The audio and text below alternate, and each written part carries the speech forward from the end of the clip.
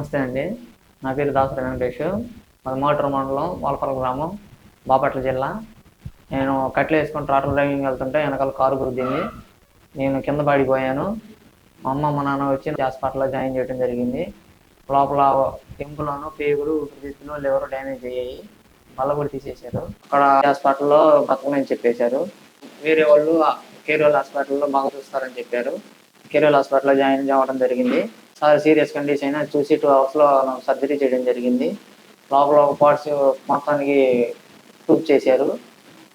లోపల ఎముకలు, పేగులు, ఊపిరితిత్తులు, లివరు మొత్తం డ్యామేజ్ అయిపోయింది. బాగా క్రిటికల్ కండిషన్ అయినా నాగూర్ బట్టే సార్ గారు బాగా చూశారు.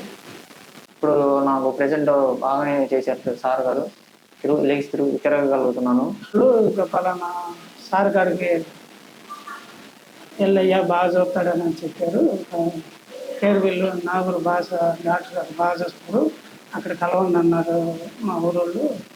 ఇంకా అక్కడికి చేరాము, రిపోర్ట్లు అన్నీ తీసుకుని వెళ్ళాము.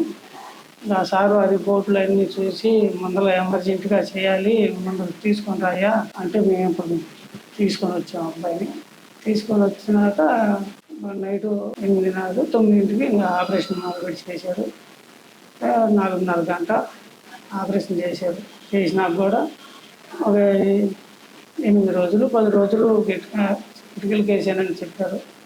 చెప్పిన తర్వాత సరే ఆ సార్ మీద నమ్మకం మీదే ఇంకా వదిలేసాను. నేను కూడా వదిలేసి సారు ఇంకా పిల్లల్ని బాగా చూశాడు, బాగా బతికించాడు. ఆపరేషన్ చేసి పిల్లల్ని బతికించాడు. కనయ్య అన్నాడు. 10 రోజులు గడిచిన తర్వాత పిల్లోడిని బాగా చూశాడు.